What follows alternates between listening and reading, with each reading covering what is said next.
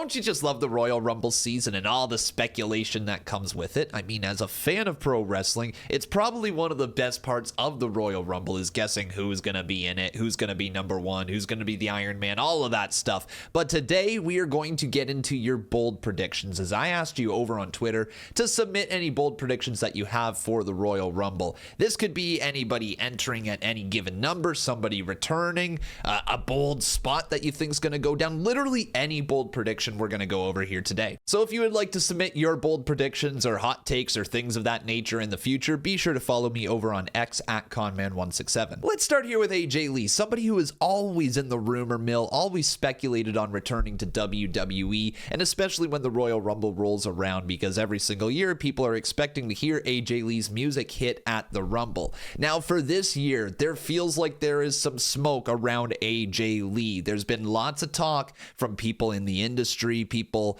like wrestlers like CM Punk, hinting at potentially AJ Lee being in the Royal Rumble. Now again, these are wrestlers, so take it with a grain of salt. Workers love to work, right? But AJ Lee being in the Royal Rumble would be huge, not only for the fans who grew up watching AJ Lee and saw all of her crazy antics on Monday Night Raw, but for everybody in WWE right now to get a match against AJ Lee. Can you imagine the women's division getting an opportunity to wrestle a legend like AJ? It would be incredible television. And when you have people like Roxanne Perez on the roster who say that AJ Lee is one of their inspirations, why would you not want to have that potential matchup? And also, the idea of AJ Lee versus Rhea Ripley, oh, that's a Mania match. I would personally be okay if AJ Lee returned and won the whole Royal Rumble and we went on to Rhea Ripley versus AJ at WrestleMania for the women's title. To me, that is a big time money matchup that so many people would want to see.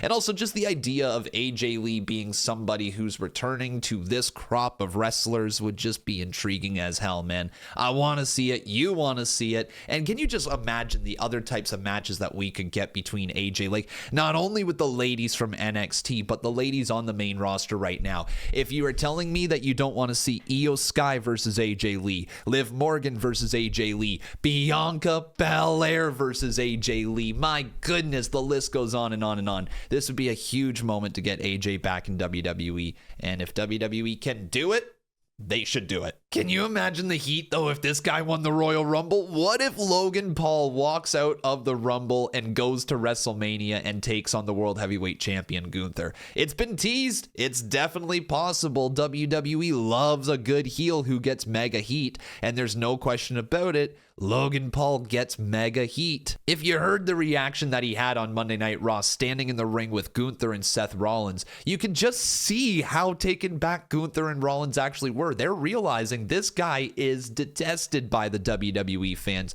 They don't want to root for him. Nobody wants to root for Logan Paul, but that's the key to Logan Paul. He wants you to hate him. He is the villain. He knows he is. He tries to play a good guy sometimes in real life, but let's be real. He's a scummy POS. Nobody wants to root for him, and the same goes for the WWE fans. Why would you? This guy has it all. Plus, just like that smile right there, like it makes you want to punch him in his face. But the thing is with Logan Paul, if he wasn't Logan Paul, if he wasn't this megastar outside of WWE, and he was literally just this character in WWE, somebody who is like believing their own hype that they're bigger than the WWE, they're a social media megastar. Basically, this is Grayson Waller on crack. And if we looked at what Logan Paul has done just in WWE, I don't think anybody would deny that he should be moving up to the main event scene, right? He had a great rookie year. He eventually became a mid-card champion. He did the job at WrestleMania,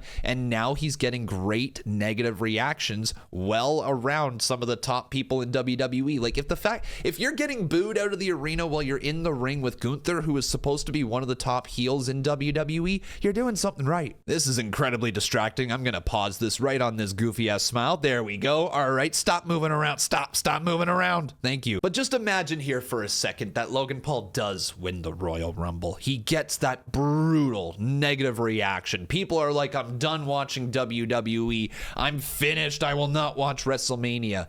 But then all of a sudden you have this mega star outside of WWE that the fans in WWE don't like. And you have this other character in Gunther who's essentially a wrestler's wrestler. He's not necessarily the worst guy and the biggest bad guy on the roster, but he's also not the biggest good guy. And if WWE wants to figure out a way to get Gunther over as a babyface, having Gunther go up against Logan Paul for the World Heavyweight Championship could be an easy way to get people A, invested in Gunther and Logan Paul at Mania for the World Heavyweight title, and B, create a massive story around the World Heavyweight Championship that maybe wasn't going to be there unless it was John Cena going after the title. Or yeah, I guess you could do CM Punk or Drew McIntyre or who else, but like you know what I mean. It's not as big of a story as maybe some other matches at WrestleMania. But let me tell you, Logan Paul versus Gunther, heel Logan Paul and babyface ring general Gunther might actually be a huge Mania match that could steal the whole show, if I'm being frank. Logan Paul has been nothing but incredible in the ring since we've seen him show up in WWE, and while the matches are incredibly rehearsed, he does a good job executing those moves, and Gunther is one of the best workers in the world. The two could have a great dynamic, and it could create this underdog story of Logan Paul, but the underdog isn't somebody that they're actually rooting for. The fans aren't actually going to root for this underdog. They're going to root for the guy that they want to see go over, and so the moment that Logan Paul starts to get slimy and weaselly and tries to cheat, people would get so behind the wrestler's wrestler Gunther. The more I say it out loud, the more I think it's a possibility. Marissa says Daddy Dom gets a big showing in the Rumble, at least 3 eliminations, and Nikki Bella is going to come back for another run. Let's start with the Dominic Mysterio. I also think he's going to have a great run in this year's Royal Rumble. And somebody else here micro submitted that Dom is going to eliminate Finn Balor. So this has me thinking about what WrestleMania could look like for Dominic Mysterio. And I think with the story that we're getting between the Judgment Day, where there's a little bit of a divide between the two groups within, I think Finn Balor and Dominic Mysterio are going to have a match at WrestleMania. I just don't know what else they do. I don't know where Finn Balor goes. I don't know where Dominic Mysterio goes unless there's like a multi-person match, you know, for the United States title or the IC title or something like that. But I personally think that Dominic Mysterio deserves to have a bigger match at WrestleMania. He's one of the most over heels in the entire WWE, gets the craziest reactions every single week, and him versus Finn Balor could be an easy way to get that fan base further behind Finn Balor or Dominic Mysterio, depending on which way you want to go. Like, you could technically have Dominic Mysterio begin to turn babyface, and with everything going on with Liv Morgan, and if he's trying to win back over her trust or something like that, maybe they play into the fact that Liv Morgan was seen coming out of a car with Finn Balor, and Finn Balor took the hotel room key. Maybe there's more in there. There's definitely just so much that we could do with a Finn Balor Dominic Mysterio storyline going into WrestleMania that I think WWE should heavily consider pulling the trigger on it and getting the Judgment Day split, having Liv, Raquel, and Dom versus Carlito, JD, and Finn. I get that it's not the best because there's not women on each side, so you can't necessarily have like a 6-person tag match. Or you could, hey, you know what? I'm kind of down for that if they want to run with that. Like, you could have a 6-person tag match. You could have Dom, Liv, and Raquel versus Carlito, JD, and Finn Balor. But to me, that feels like more of like an exhibition match on Monday Night Raw than a WrestleMania match. The big Mania match would be Finn Balor, Dominic Mysterio one-on-one. And maybe Dom gets a clean win over Finn Balor on the grandest stage in the mall. Or this is just a way to get Finn Balor a win at WrestleMania as well. But now back to the second half of that. Nikki Bella returning to WWE. Yeah, I think this is going down as well. We saw her not too long ago. Was it at the Monday Night Raw on Netflix debut? Something like that. Whenever we last saw Nikki Bella, she got a bit of a reaction from the crowd. And not just a bit. She got a pop from the crowd. And I think it's only a matter of time before we see Nikki Bella back in WWE. She's going to be doing her entrance. She's going to get a big pop. And lots of people are going to be happy to see Nikki. By the way, Nikki, criminally underrated. And I think more people should put... Sorry, if I was just about to say put some respect on her name, but I don't want Mandy Rose coming after me. Oh, this is a cool idea. Charlotte Flair enters number 1. Becky returns at number 2. The pop would be fire. Can you just imagine the reaction from the crowd if we get the return of Charlotte Flair at number 1, right? People are excited to see Charlotte. It's great to have her back. We're going to have mixed reactions because it's not a surprise, right? So the fact that people have had a chance to think about Charlotte Flair, they're like, oh my God, she's overpushed. She's just too she's forced by management. She wins too many titles. She's going to go on and beat blah, blah, blah, blah, blah, blah, blah. Charlotte Flair is one of the greatest of all time, if not the greatest women's wrestler of all time, period, point blank. Okay, nobody on her level yet. But somebody who has come close to her level is Becky Lynch. Becky Lynch is arguably one of the most popular women's wrestlers in WWE history. And getting that moment of Charlotte Flair, Becky Lynch one more time, number one, number two, both returning from injury, would be a great way to start off the Women's Rumble. But could we see the old Malakai Black return to his old persona in Aleister Black in WWE? And could he show up in the Royal Rumble? Definitely possible, because he has left his contract from AEW. Now, I don't know if that means he's got like a non-compete on his contract or if the contract has actually come to its end. Truly don't know what the status is of Malakai / Aleister, whatever you want to call him. But if he is available, oh my God, this would be an incredible moment to see Aleister Black back in WWE. To me, I still believe that Aleister was one of the biggest what-ifs in WWE history. Right before he got released from WWE all those years ago, he was just about to go in this new persona to become like something about the Dark Father, if I remember the storyline correctly. But whatever story that he was starting to build to, it looked like it was going to be a dope direction for him. And we were going to get like some sort of Big E, Aleister Black feud. Like all of it looked like it was going to be awesome. And it never ended up happening because Vince McMahon, for whatever reason, decided to fire the man. And the other part that's really cool about Aleister Black is that he was a Triple H guy. He was from NXT Black and Gold, and Triple H made him feel like one of the most badass characters I have ever seen. For those of you watching that don't know, I was a huge NXT Black and Gold fan. In fact, I would say without NXT Black and Gold, I'm not the wrestling fan that I am here today. That run of NXT, like I think, what was it, 2014 to 2017, 18, somewhere in that range, that run was so special to so many people watching. And don't get me going on everything that happened after that. Like the ending of NXT Black and Gold before it became 2.0 was awesome as well. Everything going on with Keith Lee leading up to Karrion Kross, every NXT champion I was so invested in up until NXT 2.0. And one of the champions I was the most invested in was Aleister Black. His entrance alone was one of my favorite things that they had going in NXT. Just watching him rise up from the ground with that badass music, man, he was so cool. And I also wonder if WWE actually is starting to tease a story with Aleister Black. Like we know Chad Gable has issues with luchadors, and he said that he was going to get some training to help fight the luchador. I wonder if that's Aleister Black. So it makes me wonder if this could be a way to introduce him as a heel. And if we had him as a heel, there's a lot of other matches available for him. In fact, there's one match that could be run back from AEW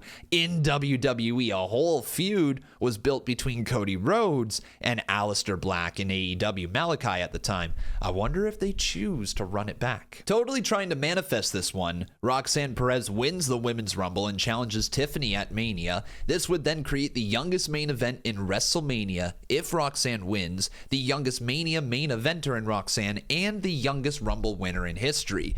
She could certainly make a lot of history if she did win the Royal Rumble and then went on to main event WrestleMania against Tiffany Stratton. But this is certainly a bold take, and I really feel like it's a long shot right here.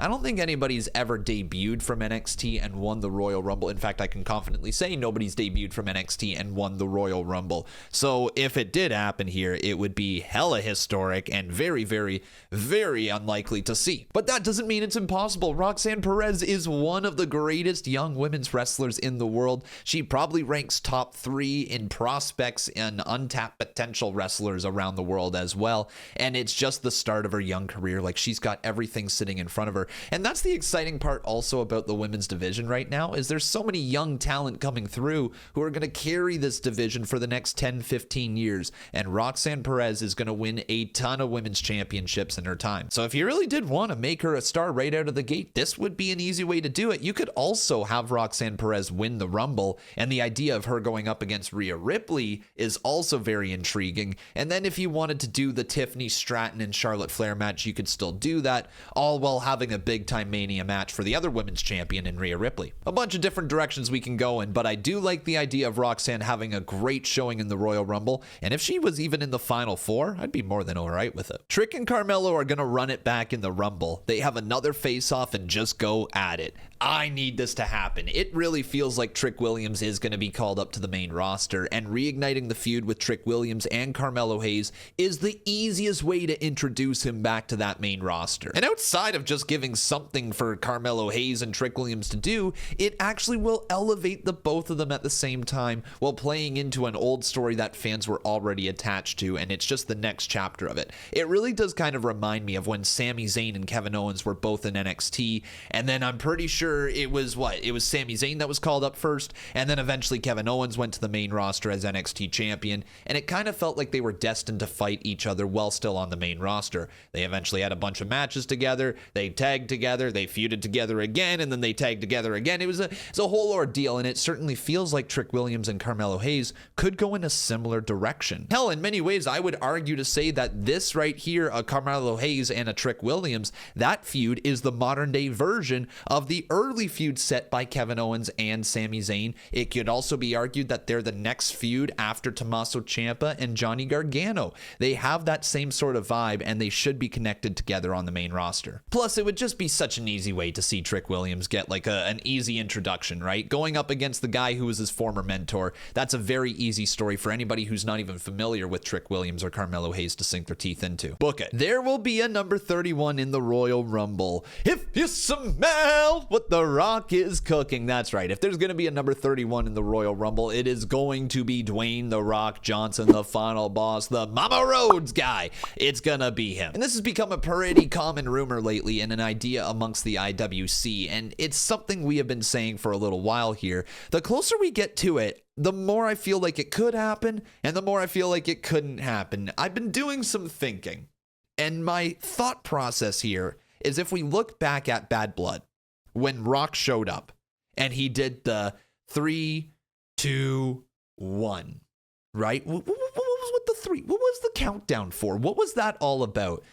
And the more I think about this, it was also shown here. Give me a sec. Here it is. Okay, so WWE released like this little teaser for the Royal Rumble. And look, okay, here's 3, here's 2, and look who is in the 1 slot. It's Dwayne The Rock Johnson. And the more I think about that Bad Blood moment, the more I think about him putting his fingers in the air. Well, where are we at now?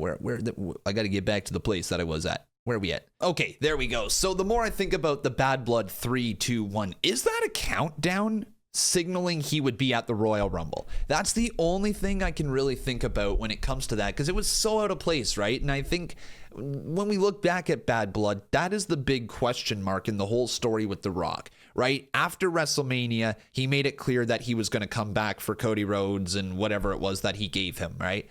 And then after that, it was like the Bad Blood. He shows up and he does the 3, 2, 1. It's like, okay, well, Rock is sticking around. There's something bigger at play right here. And then Raw on Netflix begins, and it's like, oh, is he the final boss anymore? No, we're back to Dwayne The Rock Johnson. This is a different character. NXT the next night, he tells us just to enjoy the ride, meaning that there is a story here and that they will get back to it. Look, all I got to say is it really does feel like The Rock is not going to be part of WrestleMania this year, and so the idea of The Rock even being at the Royal Rumble is outlandish to begin with. However, that Bad Blood countdown still has me thinking there's maybe something more. And we know WWE loves to tease things. They love to do things that just give a little tip of the cap to what's about to happen. And Rock showing up right there at 0, 1 after he did the 3, 2, 1. What type of count was that I just did? That was 3, 2, 1. There we go, gone. But him being featured right there is done on purpose. And if it's just to add more speculation, then that's fine. But the idea of The Rock showing up at number 31, abusing his powers as the final boss to enter the Royal Rumble, maybe after everybody has already been eliminated, and maybe let's just imagine something like, let's say if CM Punk showed up in the Royal Rumble, won the whole Royal Rumble, and then all of a sudden Rock's music hit, and then out came Rock and eliminated Punk at 30. The heat would be insane, okay? I think more than likely, anything that's going to happen here, if The Rock shows up at number 31, it's to eliminate Roman Reigns. I don't think we are going to get Rock winning the Royal Rumble and going on to face Cody Rhodes. I feel like there's bigger stories that they can touch now. And I feel like if they're also going to have Rock at WrestleMania, it's to finish this bloodline story, right? Roman Reigns won the Ula Fala back. There's gotta be a continuation with Roman and Rock. But again, Rock could show up, win the whole Royal Rumble, and then go on to face Cody Rhodes at WrestleMania, and that's also a big time match. All the teases seem to lead in the direction of Rock showing up at the Royal Rumble, but I will say also it feels like this year's WrestleMania is being built without the Rock's involvement. So it's probably wishful thinking. It's a possibility that we see Rock at 31, but I'm going to be bold and I'm going to say we get no Rock this year. I thought I remembered reading that Corey Graves is medically cleared to compete. If that's factual, why not have Graves and Indianapolis's favorite son, Pat McAfee, in the men's Rumble to start a feud for a WrestleMania match? I could see it happening. I don't know about a whole match between the two of them, but the idea of Pat McAfee and Corey Graves having some sort of interaction after all the drama that's been going on behind the scenes could be interesting. I don't know if there's real life heat between Corey Graves and Pat McAfee or not, and I also don't know if the idea of a commentator's feud is really all that interesting and taking up that extra TV time from other people on the road to WrestleMania. I don't know about it, but also at the same time, Pat McAfee's hella entertaining. We've seen from his work in NXT and other stuff that he has done in the past that anything that's built around Pat McAfee is kind of must-see television. And also taking in the real-life gripes that Corey Graves has and putting it on a TV screen and getting a match out of it could be good. Right? It could be fine. I also don't know if Corey Graves is truly ever going to return to the ring. It does feel like he's left that part of his career behind him, unless this move to NXT is about reintroducing Corey Graves as an actual on-screen wrestler. A few weeks ago, you could have maybe made me believe that a little bit more than now. After saying that he wanted to be in NXT and being put back on commentary leads me to believe he's not interested in getting back in the ring. So we'll see. I'll chalk this up as a unlikely bold take, though. All right? Bold prediction, whatever you want to call it. Penta finishes top 5 with at least 4 eliminations. They could easily make a brand new star in Penta, and they could make him look like $1 million if he goes on to have a great showing in the Royal Rumble. I'm also not against the idea of Penta being the Iron Man. Well, I think there is other people like a Carmelo Hayes who could benefit more from being the Iron Man in the Royal Rumble. Penta is a made man already. Like, he's one of the coolest new stars WWE has. If they had him in the Royal Rumble for 40 plus minutes, getting a bunch of eliminations, so many people would buy into Penta moving forward. And I also love the idea of Penta having a great Royal Rumble only for Braun Breaker to show up and eliminate him immediately. Like, I like the idea of Braun versus Penta for the IC Championship. It'd be such a good way to kickstart the build to WrestleMania between the two. And if you got to see Penta go ham in the Rumble, get a cool entrance as well. Like, I hope WWE doesn't just have everybody run out immediately. I hope people who do have a cool entrance get just a moment in the Rumble where they get their entrance, right? Like, let's say if Aleister Black returns, well, I'd love to see him sit up before running down to the ring. If we have Nakamura, I'd love to see him get his music and the lights go dark around the entrance ramp. You know, if we have Jacob Fatu in there, I want the pyro to come out as he enters the ring. All that still needs to happen. I'd love for WWE to deliver the entrances like they are actually happening, with all the pyro and the lights and everything, without obviously blacking out the ring and making it impossible for the people in the ring to see. And if Penta had like his pyro and the spotlight and the Cero Miedo before running down to the ring, dude, that would be fire. Okay, this is a bold prediction that I can get behind. What about Ilja Dragunov returning and winning the Royal Rumble and going on to WrestleMania to face Gunther for the World Heavyweight Championship? I think Ilja Dragunov, to this day, is one of the best young talents that WWE has. And personally, I know everybody's got Braun Breaker ranked above him, but I think Ilja Dragunov is still maybe the top prospect that WWE actually has. It's ridiculous what this man can do in the ring. He's one of the hardest strikers I have ever seen. He's so captivating. He's so energetic. And my God, there's very few that are as intense as him when it comes to in-ring wrestling. And we have heard rumors that Ilja Dragunov has been training at the Performance Center, maybe gearing up for a return. And if he returned in the Royal Rumble, oh my God, the place would go bananas. It would be so exciting to see Ilja come back. And can you imagine if he actually won the whole Royal Rumble, if he went on to WrestleMania to face Gunther for that World Heavyweight Championship, it would be a Mania match that so many people would be excited for, and it would help make this new young star as well. Do I think that he would beat Gunther for the World Heavyweight title? It's possible. Do I think Gunther would likely defeat Ilja Dragunov and then create another chase for Ilja down the line? More than likely. It seems like a long shot for Ilja to actually win this Royal Rumble, but if he is healthy and if he could return, he has the potential to be one of the most shocking victors in Royal Rumble history. And then the last few bold predictions that we have are just based on superstars that people think might return to the ring. What about a Wade Barrett? That would be very, very cool if Wade returned to WWE, and there has been the idea of having Wade Barrett versus Drew McIntyre thrown around in the past. We certainly know that there's history there, and we could maybe lean into Wade versus Drew at WrestleMania. What about Nick Nemeth, though?